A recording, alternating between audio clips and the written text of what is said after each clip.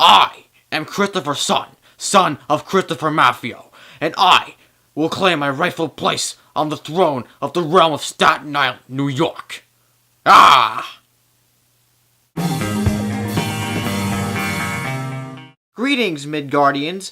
I am John Maffio, this is MaffmanJones Movie Reviews, and today's featured film is the sequel to 2011's Thor, The Dark World. It stars Chris Hemsworth, Tom Hiddleston, and Natalie Portman, among many other actors in this ensemble cast. The plot of this film is semi-similar to that of the original Thor movie, except replace the Frost Giants with the Dark Elves and their leader, Malekith, and the stakes are much higher. Basically, before the universe was conceived at all, there was an occupied space of darkness that was occupied by these Dark Elves and their leader, Malekith, who is played by Christopher Eccleston, who was Doctor Who at some point. I don't watch Doctor Who, but I'm sure people who are fans of it will be psyched for his character in this movie. They re-emerge from a very long slumber after Jane, played by Natalie Portman, activates this dark red matter of sorts that, creates this convergence, and every rare often time there is this convergence that happens between all the 9 realms, and that can cause the entire universe to be destroyed.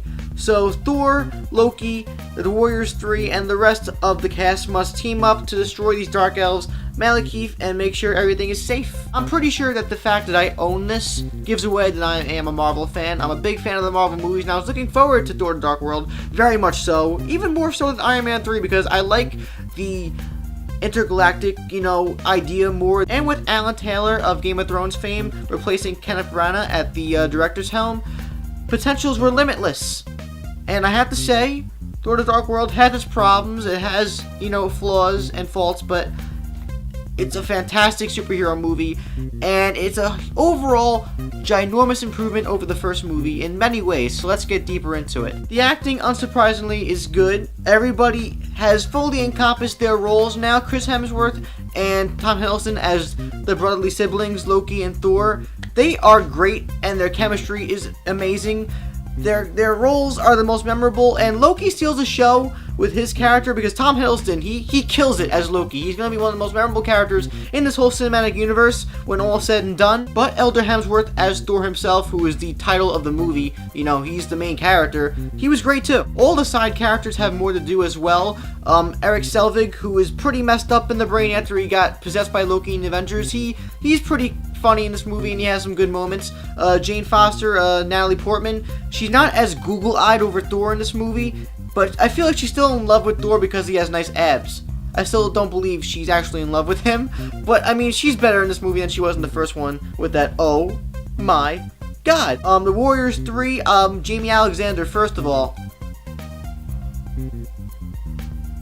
Wow. Everybody was fine, with the possible exception of Kat Dennings, who plays Darcy in this movie, and she was in the first movie, and people complain about her because her comedy moments are supposedly annoying. I didn't mind her, though her comedic moments were the weakest of the bunch. Visually, Thor: The Dark World is a marvel. Pun intended, we get more Asgard in this movie than Earth, which is a high plus, but even when we're on Earth, we're in London, and London is very, very amazingly photographed. Asgard is full of life in this movie. The first one, the visual effects were good for it, but in this movie you really, really, honestly, genuinely feel the scope and the overall atmosphere. The atmosphere of Asgard is nailed, and that's gotta be in part due to Alan Taylor, who had a lot of experience with Game of Thrones, and perhaps there was something about the color palette in the first Thor that made Asgard look too cartoony, because the color palette and the overall tone that was showcased in this film in regards to Asgard and the rest of the realms that are displayed, the stereotypical dark and gritty look actually helped the movie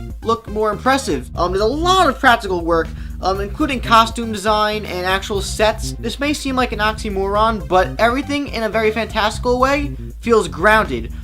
There's one character in this movie whose name is Curse, and his visual look is so cool. Alan Taylor's shoes definitely fit the bill for this film, and you can really tell that he contributed a lot to this film overall in terms of visuals, dialogue, and story. I do have gripes with the story though. In the beginning it started off slow, and it took a while to ease into the plot and everything that was going on.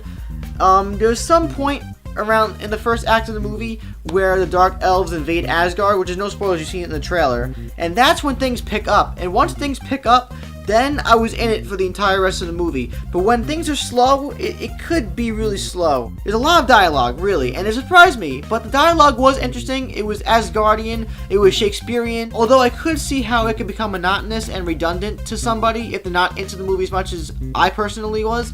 I found it monotonous after a while too, especially with the unnecessary yelling and the superfluous, rah, rah, rah, rah. It really does seem like Marvel has finally gotten a complete grasp on what Thor is about.